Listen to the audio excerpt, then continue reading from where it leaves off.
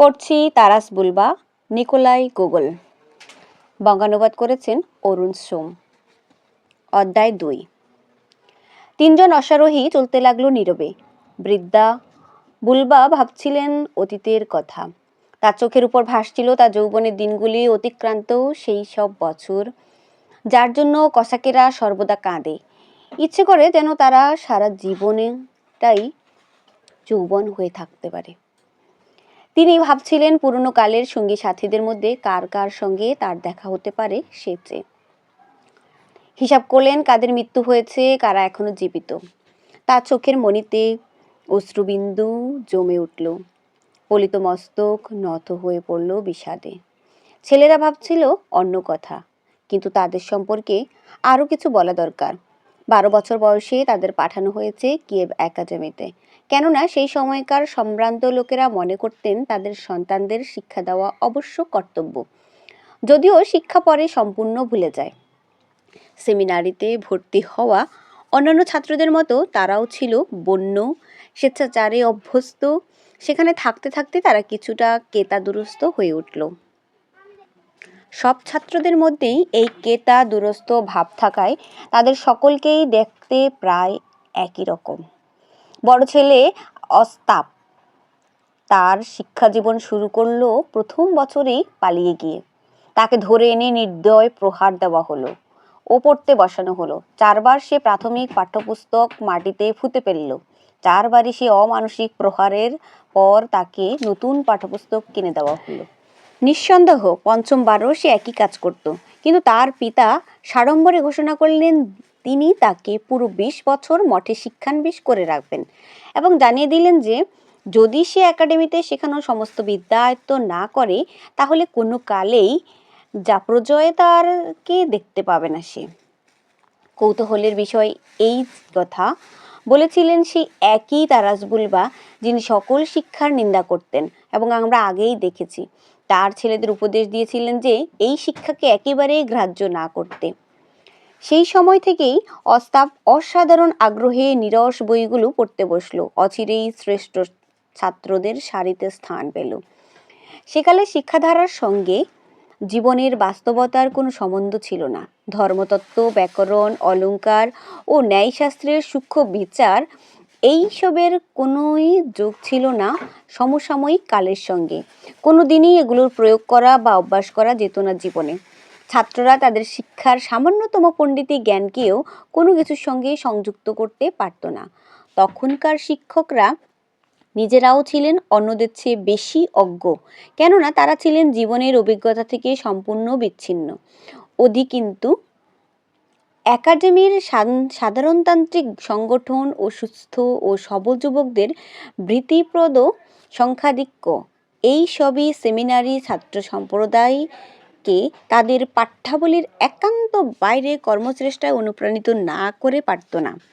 মাঝে মাঝে কষ্টকর জীবনযাত্রা, প্রায়শ শাস্তিস্বরূপ উপবাস এবং তাজা সুস্থ সবল যৌবনের নানা প্রবৃত্তির চাপ, এই সমস্ত মিলে তাদের মধ্যে সৃষ্টি করত সেই অভিযানের স্পৃহা যা পরে বিকশিত হতো জাপোরোজোয়েতে। কিয়েভের পথে পথে ভ্রাম্যমান ক্ষুধার্ত ছাত্ররা ছিল সকলের পক্ষে ভয়ঙ্কর কারণ। কোনো ছাত্রকে আসতে দেখলে বাজারের প্রসারিণীরা তাদের মিঠাই, চাকা, বিস্কুট, কুমড়োর বিচি সর্বদা হাত দিয়ে ঢেকে ফেলত, যেন মা ঈগল তার শাবকদের রক্ষা করছে। যে বয়স্কতর ছাত্র কনসালের কর্তব্য ছিল তার সঙ্গী ছাত্রদের উপর দৃষ্টি রাখা, তারই সালোয়ারের পকেটে ছিল এত ভীষণ বড় যে সে তাতে অনায়াসে অসতর্ক প্রসারণীর বিপণী থেকে সমস্ত পণ্য পুড়ে ফেলতে পারত। সেমিনারির ছাত্রদের জগৎ ছিল সম্পূর্ণ বিচ্ছিন্ন। রুশি ও পোলীয় অভিজাতদের সর্বোচ্চ মণ্ডলে তাদের প্রবেশাধিকার ছিল না।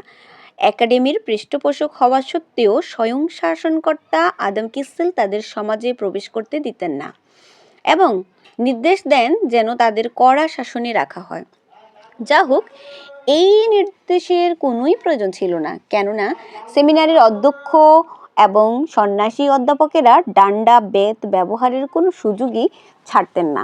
এবং প্রায়ই কনসালের সহকারী ছাত্রলীগটাররা তাদের আদেশে তাদের কনসালকে এমন নির্মমভাবে প্রহার করত যে তাকে কয়েক সপ্তাহ ধরে সালোয়ার চুলকাতে হতো। তাদের অনেকেই এসবকে গ্রাহ্য করতো না। এসব ছিল যেন লঙ্কা মেশানো ভালো ভোদকার চেয়ে একটু বেশি কড়া। বাকিরা ক্রমাগত পুলটিসের প্রয়োগে ক্লান্ত হয়ে পড়ে অবশেষে পলায়ন করত জাফরজয়েতে। যদি তারা পথ খুঁজে পেত অথবা পথে ধরা না পড়ত, অত্যন্ত অবিনিবেশের সাথে ন্যায়শাস্ত্র এমনকি ধর্মতত্ত্ব অধ্যয়ন করতে শুরু করলেও অস্তাব বুলবাও এই অমোঘ দণ্ড থেকে রক্ষা পায়নি। স্বভাবতেই এতে তার চরিত্র ধীর হয়ে এমন কাঠিন্য অর্জন করল যা ছিল কসাকদের চিরকালের লক্ষণ। অস্তাব সর্বদা একজন শ্রেষ্ঠ সাথী বলে গণ্য হতো। অন্যের বাগানে বা বাগিচায় লুট করবার মতো অভিযানে সে তার সঙ্গীদের নেতৃত্ব দিত কদাচিৎ, কিন্তু কোনো দুঃসাহসিক ছাত্র ডাক দিলে তার পতাকা তলে যারা সর্বাগ্রে সমবেত হতো সে ছিল তাদের মধ্যে অন্যতম এবং কখনো কোনো অবস্থাতেই সঙ্গীদের বিশ্বাস ভঙ্গ করত না। চাবুক বা বেত দিয়েও তা সরানো যেত না। মারামারি ও উচ্ছৃঙ্খল পানোন্মাদনা ছাড়া অন্য সব রকম প্রলোভনের বিরুদ্ধে সে ছিল কঠিন। অন্তত পক্ষে প্রায় কখনোই সে অন্য কিছুতে মন দেয়নি। তার সমানদের সঙ্গে তার আচরণ ছিল সাদাসিধে। তার প্রকৃতির লোকের পক্ষে সেই যুগে যতটা সম্ভব সেরকম সদাশয়তা তার ছিল। হতভাগিনী মায়ের অশ্রুতে তার অন্তর সত্যি অভিভূত ছিল, কেবল এই জন্যই যে এখন সে বিষণ্ণ হয়ে পড়েছিল, তার মাথা নুয়ে পড়েছিল ভাবনায়। তার ছোট ভাই আন্দ্রির চিন্তার ধারা ছিল কিছুটা বেশি সজীব ও বেশি পরিণত। লেখাপড়ায় তার মন ছিল বেশি। স্থূল বলিষ্ঠ প্রকৃতির পক্ষে সাধারণত যেমন জোর করে শেখার প্রয়োজন হয় সে প্রয়োজন তার ছিল না। ভাইয়ের ছেলে তার উদ্ভাবনী শক্তি ছিল বেশি। যথেষ্ট বিপজ্জনক কাজে সে নেতৃত্ব করত ঘন ঘন। কখনো কখনো সে শাস্তিরও এড়িয়ে যেত তার উপস্থিত বুদ্ধির সহায়তায়। তার ভাই অস্তাব কিন্তু নিজের জন্য কারো কোনো তত্ত্বাবধানে ধার ধারত না। গায়ের জামা খুলে ফেলে মেঝেতে শুয়ে পড়ত। ক্ষমা চাওয়ার কথা একবারও ভাবত না। বীরত্ব প্রদর্শনের উত্তপ্ত তৃষ্ণাও আন্দ্রের ছিল, কিন্তু অন্য অনুভূতিরও স্থান ছিল তার অন্তরে। 18 বছর বয়স পার হলে তার অন্তরে জ্বলে উঠল প্রেমের প্রাণবন্ত তাগিদ। আবেগপূর্ণ স্বপ্নে তার নারীর আবির্ভাব ঘটতে থাকলো ঘন ঘন। দার্শনিক বিতর্ক শুনতে শুনতেও সে প্রতি মুহূর্ত দেখতে পেত তাকে, সজীব, কালো চোখ, কোমল।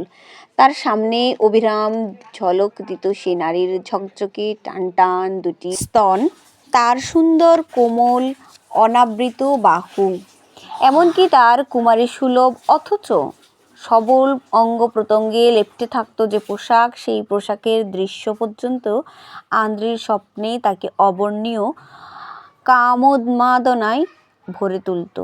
সে তার বন্ধুদের কাছ থেকে সযত্নে লুকিয়ে রাখত তার তরুণ প্রাণের আবেগের আন্দোলন, কেননা সে যুগে কখনো কোনো কসাকের পক্ষে যুদ্ধে যাওয়ার আগে নারী ও প্রেমের কথা ভাবা ছিল লজ্জার ও অসম্মানের। একাডেমির শেষ বছরগুলিতে সে দুঃসাহসিক দলের নেতৃত্ব খুব কমই করেছে, বরং বেশি ঘন ঘন সে একা একা ঘুরে বেরিয়েছে কিয়বের ধূর নির্জন ছোট ছোট অলিতে গলিতে, যেখানে চেরি বাগানে ঢাকা নিচু নিচু ঘরগুলি পথের দিকে উকি দিয়ে লোভ জাগায়। মাঝে মাঝে সে এসে পড়তো অভিজাত পল্লীর রাস্তায়ও, যাকে এখন বলা হয় পুরাতন কিয়েভ। এখানে থাকতেন ইউক্রেনীয় ও পোলীয় অভিজাতেরা। বাড়িগুলির গঠনে ছিল নানা বৈশিষ্ট্য। একদিন সে যখন অবাক হয়ে দাঁড়িয়েছিল তখন এক পোলীয় অভিজাতের প্রকাণ্ড ঘাড়ি তার ঘাড়ে এসে পড়ল। কোচ বক্সে আসীন ভীষণ গোপওয়ালা কোচম্যান অভ্রান্তভাবে তার পিঠে চাবুকের ঘা বসিয়ে দিল। তরুণ সেমিনারির ছাত্র রাগে জ্বলে উঠল। নির্বোধ সাহসে সে গাড়ির চাকা টেনে ধরল সবল হাতে, গাড়ি থামিয়ে দিল। কিন্তু প্রতিশোধের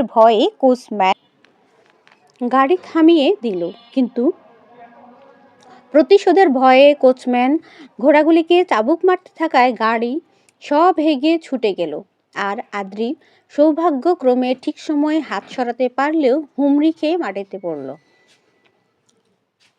কাদার মধ্যে মুখ থুবড়ে। তার উপরে বেজে উঠল তীব্র খিলখিল সুরে সুমধুর হাসি। মুখ তুলে আন্দ্রি দেখল জানালার দাঁড়িয়ে আছে এক সুন্দরী। এমন সৌন্দর্য সে আগে দেখেনি। কালো চোখ, প্রভাত সূর্যের প্রথম গোলাপি আভা, তুষার শুভ্র গায়ের রং। তরুণী হাসছিল তার সমস্ত প্রাণ ঢেলে, আর তার চোখ ধাঁধানো সৌন্দর্যের উজ্জ্বলতা যেন এই হাসিতে আরো জলমলে হয়ে উঠল। আন্দ্রি বিমূঢ় হয়ে গেল। মেয়েটির দিকে সে তাকিয়ে রইল সম্পূর্ণ হতবুদ্ধি হয়ে, অন্যমনস্কভাবে। মুখ থেকে কাদা সরাতে গিয়ে তার মুখখানাকে আরো কদর্য করে তুলল সে। কে এই সুন্দরী? বাড়ির চাকর বাকরদের কাছ থেকে জানার উদ্যোগ করল সে। জমকালো পোশাকে ভিড় করে তারা তখন ফটকের কাছে এক তরুণ বান্দুরাবাদককে ঘিরে দাঁড়িয়েছিল। আন্দ্রির কাদামাখা মুখ দেখে তারা হেসে উঠল। অগ্রাহ্য করে উত্তর দিল না। শেষ পর্যন্ত জানা গেল তরুণীটি কোবনোর শাসনকর্তার কন্যা। অল্পদিনের জন্য তারা এখানে এসেছে। পরের রাতেই সেমিনারির ছাত্রদের পক্ষে যা স্বাভাবিক সেই দুঃসাহসিকতায় আন্দ্রি বাগানের বেড়া গুড়ি মেরে ঢুকে পড়ল। চড়ে বসলো এমন এক গাছে যার ডালপালা বিস্তৃত হয়ে বাড়ির ছাদ পর্যন্ত পৌঁছেছে। গাছ থেকে সে ছাদে এলো এবং চিমনির নল বেয়ে একেবারে হাজির হলো সুন্দরীর শয়নকক্ষে। মেয়েটি সেই সময়ে বাতির আলোয় বসে কান থেকে বহুমূল্য ধুল খুলে ফেলেছিল। হঠাৎ নিজের সামনে এক অপরিচিত পুরুষকে দেখে পল্লীয় সুন্দরী এত সন্ত্রস্ত হয়ে গেল যে তার মুখ দিয়ে একটি কথাও বের হলো না। কিন্তু যখন সে দেখল যে ছাত্রটি দাঁড়িয়ে আছে চোখ নিচু করে লজ্জায় জড়সড় হয়ে, যখন সে চিনতে পারল যে এই ছেলেটি তার চোখের সামনে পথে আছাড় খেয়ে পড়েছিল, তখন তাকে আবার হাসিতে পেয়ে বসল। অধিকন্তু আন্দ্রির চেহারার ভীতিপ্রদ কিছু ছিল না। সে দেখতে খুবই সুন্দর। মেয়েটি মন খুলে হাসতে লাগলো এবং অনেকক্ষণ ধরে তাকে নিয়ে মজা করলো। সব পোলীয় রমণীর মতোই সুন্দরীটি ছিল লঘুচিত্ত, কিন্তু তার চোখ থেকে, তার আশ্চর্য তীক্ষ্ণ ও স্বচ্ছ চোখ থেকে যে দৃষ্টি নিক্ষিপ্ত হচ্ছিল তা যেন স্থির আনারুগের মতোই আয়ত। শাসনকর্তার কন্যা যখন সাহস করে তার দিকে এগিয়ে এসে তার মাথায় বসিয়ে দিল উজ্জ্বল মুকুট, তার ঠোঁটে ঝুলিয়ে দিল ধুল দুটি, তাকে পরতে দিল সোনার সুতোর পাড় বসানো স্বচ্ছ মসলিনের খাটো সেমেজ, তখন ছাত্রটি হাত নাড়াতে পারল না। এমন নিশ্চল হয়ে গেল যেন কেউ তাকে বস্তায় পুরে বেঁধে রেখেছে। তাকে সাজিয়ে দিয়ে মেয়েটি তাকে নিয়ে হাজার রকমের তামাশা করতে লাগলো। লঘুচিত্ত পল্লীয় রমণীদের যা বিশেষ লক্ষণ, সেই রকম এক ব্যাপরোয়া ছেলে মানুষের সঙ্গে। এতে ছাত্রটি আরো হতবুদ্ধি হয়ে গেল। মেয়েটির ঝলসানো চোখের দিকে নিশ্চলভাবে হাঁ করে তাকিয়ে থেকে একান্ত হাস্যকর করে তুলল সে নিজেকে। এমন সময় দরজায় করাঘাত শুনে চমকে উঠল মেয়েটি। ছেলেটিকে সে বলল খাটের তলায় লুকোতে, এবং শঙ্কার কারণ চলে যেতেই সে ডাকলো তার খাস চাকরানিকে, একজন তাতার বন্দিনী দাসীকে। আদেশ দিল ছেলেটিকে সাবধানে বাগানে নিয়ে গিয়ে সেখান থেকে বেড়া পার করে দিতে। কিন্তু এইবারে টপকাতে গিয়ে ছেলেটি আগের মতো জুত করতে পারল না। চকিদার জেগে উঠল, তার পায়ের জোর আঘাত করলো এবং দ্রুত পায়ে নিরাপদ স্থানে পালাতে না পারা পর্যন্ত ভিত্তেরা ছুটে আসলো, তাকে বহুক্ষণ ধরে পিটালো। এরপরে এ বাড়ির কাছে আসা তার পক্ষে হইল অত্যন্ত বিপজ্জনক, কারণ শাসনকর্তার ভিত্তেরার সংখ্যায় অনেক। মেয়েটিকে সে আর একবার দেখেছিল পোলীয় রোমান ক্যাথলিক গির্জায়। মেয়েটি তাকে লক্ষ্য করে দীর্ঘকালের পরিচিতের মতো অতি মিষ্টি হাসি হাসে। তারপর আর একবার ছেলেটি মেয়েটিকে দেখে ক্ষণিকের জন্য, কিন্তু এরপর অচিরেই কোবনোর শাসনকর্তা ফিরে গেলেন এবং কালো চোখ পোলীয় সুন্দরীর বদলে জানালায় দেখা দিল এক বিচ্ছিরি মোটা মুখ। মাথা নিচু করে ঘোড়ার কেশরে দৃষ্টি নিবদ্ধ করে আন্দ্রি এতক্ষণ এইসব কথাই ভাবছিল। ইতোমধ্যে স্তেপ তাদের সকলকে গ্রহণ করেছে তার সবুজ আলিঙ্গনে। খাড়াই ঘাস চারদিকে উঁচু হয়ে উঠে তাদের আচ্ছন্ন করে ফেলল। তাদের কালো কষাক টুপির ঝলকানি ছাড়া আর কিছুই দেখা গেল না। আরে ছেলেরা, তোদের হলো কি? একেবারে চুপচাপ। তার নিজের চিন্তা স্রোত থেকে সম্বিতে ফিরে এসে অবশেষে বললেন ভুলবা, যেন একেবারে মঠের সন্ন্যাসী। আরে ভাবনা চিন্তা ছেড়ে দে, মুখে পাইপ লাগা, তামাক খাওয়া যাক, গোড়াদের খুঁচিয়ে বেশ একখান দৌড় দেওয়া যাক, পাখিও যেন আমাদের ধরতে না পারে। কষাকেরা ঘোড়ার উপর ঝুঁকে পড়ে ঘাসের ভিতর দিয়ে অদৃশ্য হয়ে গেল। তাদের কালো টুপিও আর দেখা গেল না। পদদলিত তৃণের একটা রেখা কেবল পড়ে রইল তাদের দ্রুতগতির নিদর্শন হয়ে। মেঘমুক্ত নির্মল আকাশে সূর্য অনেক আগেই দেখা দিয়েছিল। তার তপ্ত সজীব আলোয় সমস্ত স্তেপ ভরে গেল। কষাকদের অন্তরে যা কিছু ছিল অস্পষ্ট ও স্বপ্নালু, তা এক মুহূর্তে উড়ে গেল। তাদের হৃদয় স্পন্দিত হতে লাগলো পাখির মতো। স্তেপ যত প্রসারিত হতে থাকলো ততই সুন্দর হয়ে উঠল দেখতে। সেকালে সমস্ত দক্ষিণ অংশ একেবারে কৃষ্ণ সাগর পর্যন্ত, যে সমস্ত অঞ্চলকে এখন বলা হয় নবরসিয়া, তা ছিল এক অক্ষত রিক্ত সবুজ প্রান্তর। তার তরঙ্গায়িত সীমাহীন বন্য বিস্তৃতে কোনো লাঙ্গল এসে প্রবেশ করেনি। অরণ্যের মতো লম্বা তৃণদলের মধ্যে ঘোড়াগুলি কেবল অদৃশ্য হয়ে তাদের পদদলিত করে চলত। এর চেয়ে সুন্দর প্রকৃতিতে আর কিছু হতে পারে না। ভূমির সমস্ত উপরিতল যেন সবুজ সোনালি এক সমুদ্র, তাতে ছড়ানো লক্ষ লক্ষ বিচিত্র ফুল। তৃণদলের দীর্ঘ লঘু ভার বৃন্তের ভিতর দিয়ে উকি দেয় গাঢ় নীল, নীল ও নীল রক্তিমাভ রঙের ঝুমকা ফুল। হলদে রঙের ফুলের গুল্ম তার পিরামিড আকৃতির মাথা উঁচু করে তোলে। সাদা ক্লোবারের ছাতার মতো টুপি ভূপৃষ্ঠকে বিচিত্র করে। একটি গমের শীষ কে জানে কোথা থেকে এসে তৃণের ঝোপের মধ্যে বাড়ছিল। সূক্ষ্ম তৃণ গুল্মের মধ্যে তিথির পাখি ঘাড় বাঁকিয়ে ঠোকরাচ্ছিল। হাজারো রকমের পাখির বিভিন্ন সুরে বাতাস ভরা। আকাশে ঢানা ছড়িয়ে স্থির হয়ে ঝুলছিল বাজ পাখি। নিচের তৃণদলে তার দৃষ্টি স্থির নিবদ্ধ। একদিকে উড়ন্ত একদল বনহংসের চিৎকার প্রতিধ্বনিত হলো, কে জানে কোন সুদূর হ্রদে। শঙ্খচিল ডানার নিয়মিত আন্দোলনে ভূমি থেকে উঠে বাতাসের নীল তরঙ্গে স্নানের বিলাস উপভোগ করতে লাগলো। এই তো এখন সে ঊর্ধ্ব আকাশের মধ্যে হারিয়ে গেল। চিকচিক করছে কেবল একটি কালো বিন্দু। ওই যে সে আবার তার পাকশাট দিয়ে সূর্যালোকে চকচক করছে। আহা মরি মরি, কি সুন্দর তুমি স্তেপ। আমাদের পথযাত্রীরা কয়েক মিনিট থামলো মাত্র মধ্যভোজনের জন্য। তাদের অনুচর 10 জন কষাক ঘোড়া থেকে নেমে খুলল বোদকার কাঠের পিপে আর লাউয়ের খোল, যা দিয়ে পানপাত্রের কাজ চলে। তারা খেলো শুধু চর্বি দেওয়া রুটি কিংবা গমের শক্ত চাপাটি। প্রত্যেকে পান করলো মাত্র এক এক পাত্র মদ শক্তি বৃদ্ধির জন্য, কারণ তারাস বুলবা কাউকেও পথে মাতাল হতে দিতেন না। আবার পথ চলল সন্ধ্যা পর্যন্ত। সন্ধ্যায় সমস্ত স্তেপ সম্পূর্ণ বদলে যেত। তার বিচিত্র বর্ণ বিস্তার অস্তগামী সূর্যের শেষ কিরণের দীপ্ত হয়ে উঠত। ধীরে ধীরে নামত অন্ধকার, দেখা যেত ছায়া কিভাবে এগিয়ে আসছে, তাকে আচ্ছন্ন করে দিচ্ছে ঘন সবুজ। বাষ্প ঘনতর হতো। প্রতিটি ফুল, প্রতিটি তৃণ ছড়াতো সুগন্ধ। সমস্ত স্তেপ সুরভিত হয়ে যেত। নীল কৃষ্ণ আকাশে যেন মোটা তুলির আঁচড়ে আঁকা হতো সোনালি গোলাপি ধূসর সুপ্রসর রেখা। এখানে দেখা যেত লঘু স্বচ্ছ মেঘের সাদা সাদা টুকরো।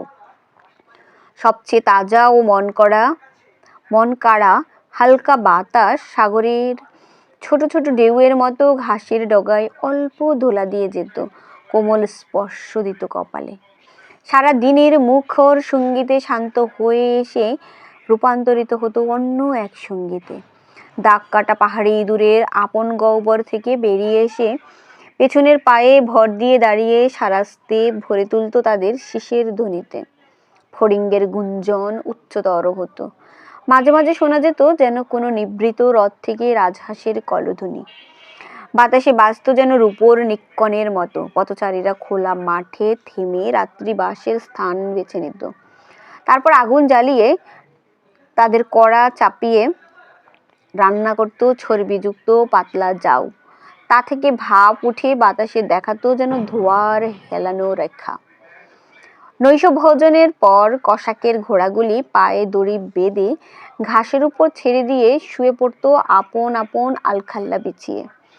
রাতের তারাদল সোজা তাদের দিকে তাকিয়ে থাকতো। তাদের কানে বাজত ঘাসের ভেতর থেকে পতঙ্গের জগতের সংখ্যাতীত ধ্বনি, কোনোটা কর্কশ, কোনোটা শিশির মতো, কোনোটা বা গুঞ্জন।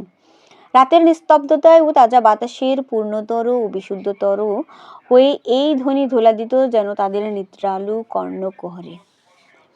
তাদের কেউ কখনো জেগে উঠে দাঁড়ালেই দেখতে পেত সারা স্তেপ যেন জোনাকিরা উজ্জ্বল আলোয় খচিত। আবার কখনো কখনো দেখা যেত রাতের আকাশে এখানে ওখানে দূরে মাঠে নদী তীরে শুকনো নলখাগড়া পোড়ানোর জ্বলন্ত আভা। তখন উত্তর দিকে উড়ে যাওয়া হাঁসের কালো শাড়িকে হঠাৎ দেখা যেত রূপলি গোলাপি আলোয়। মনে হতো যেন অন্ধকারে আকাশে উঠছে লাল রুমালের শাড়ি। কোনো কোনো অপ্রত্যাশিত ঘটনা ছাড়াই পথযাত্রীরা হলো অগ্রসর। কোথাও কোনো গাছপালা নেই, সর্বত্র মুক্ত অন্তহীন অপূর্ব সুন্দর স্তেপ। কদাচিৎ চোখে পড়ে নিপার নদীর তীরে দূর বনানীর নীল শীর্ষ। কেবল একবার তারা তার ছেলেদের ডেকে দেখিয়েছিল দূর স্তেপে একটি কালো বিন্দুর দিকে। বলেছিলেন, দেখ রে ছেলেরা, একজন তাতার চলছে ঘোড়ায়। গুম্পযুক্ত ছোট মাথাটা তাদের দিকে দূর থেকে তাকিয়ে দেখলো তার সংকীর্ণ চোখ দিয়ে। শিকারীর কুকুরের মতো বাতাসে আঘ্রাণ করলো এবং কসাকেরা গুনতিতে 13 জন আছে দেখে হরিণের মতো দ্রুত গতিতে অদৃশ্য হয়ে গেল। কি হে ছেলেরা, তাতারটাকে ধরার চেষ্টা করবে নাকি? না করাই ভালো, ওকে ধরা যাবে না। ওর ঘোড়া আমার শয়তানের চেয়ে জোরে ছোটে। তা সত্ত্বেও ভুলবা গুপ্ত ঘাটির বিপদের সম্ভাবনা থেকে সাবধান হলেন। তারা ঘোড়া ছোটালো তাতারকা নামে একটি ছোট্ট নদীর দিকে। নদীটি গিয়ে পড়েছে নিপার নদীতে। ঘোড়া সমেত তারা জলে ঝাঁপিয়ে পড়ল। সাঁতার দিয়ে অনেক দূর গিয়ে তাদের পদচিহ্ন ঢেকে দিল। তারপর তীরে উঠে আবার তাদের পথ ধরল। 3 দিন পরে তারা এসে পড়ল গন্তব্যের স্থানের কাছাকাছি। বাতাস হঠাৎ শীতল হয়ে গেল। বোঝা গেল নিপার দূরে নয়। দূরে তার আবাস দেখা যাচ্ছিল, কালো এক প্রশস্ত রেখার মতো দিগন্ত থেকে তা পৃথক হয়ে আছে। বাতাস ভরে উঠল তার শীতের ঝলকে। বিস্তার ক্রমশ নিকটতর হলো, শেষ পর্যন্ত ভূমিতলের অর্ধাংশ অধিকার করে বসলো। এই জায়গাটায় নিপার চড়া পড়ে অবরুদ্ধ হওয়ার পথে। নিজের পথ কেটে নিয়ে সমুদ্রের মতো গর্জন করে আপন ইচ্ছা মতো ছড়িয়ে চলছে। এখানে মাঝখানে দ্বীপ জেগে উঠে তার 2 তীরে আরো বিস্তীর্ণ করে তুলেছে। পাহাড় বা খাড়াইয়ের কোনো বাধা না পেয়ে ভূমিতলে বিস্তৃত হয়ে পড়েছে তার তরঙ্গদল। কসাকেরা ঘোড়া থেকে নেমে পড়ল। পারানি নৌকায় চড়ে 3 ঘন্টা ধরে হোরহিৎসা দ্বীপের তীরে পৌঁছলো। সেচ ঘন ঘন তার স্থান পরিবর্তন করে। তখনই তা ছিল সেখানেই। তীরে একদল লোক পারানি মাঝির সঙ্গে কলহ করছিল। কসাকেরা ঘোড়া সাজালো। তারা সম্ভ্রান্ত ভাব ধারণ করে কোমরবদ্ধ কষে আটলেন এবং ঘোপে তা দিতে থাকলেন গর্বিতভাবে। অজ্ঞাত আশঙ্কা ও অনির্দিষ্ট আনন্দের অমিশ্রিত অনুভূতি নিয়ে তার তরুণ পুত্ররাও সমস্ত আপাদমস্তক নিরীক্ষণ করে নিল। পরে তারা সকলকে একত্রে সেচ থেকে আধভাষ্ট দূরের খুব এক শহরতলিতে প্রবেশ করল। প্রবেশ করতেই তাদের কানে তালা লেগে গেল 50 জনের কামারের হাতুড়ির শব্দে। তারা কাজ করছিল মাটিতে খোঁড়া ঘাসের ছাবড়া দিয়ে ঢাকা 25টি কামারশালায়। সবল দেহ চর্মকারেরা পথের উপর চালাতো তলে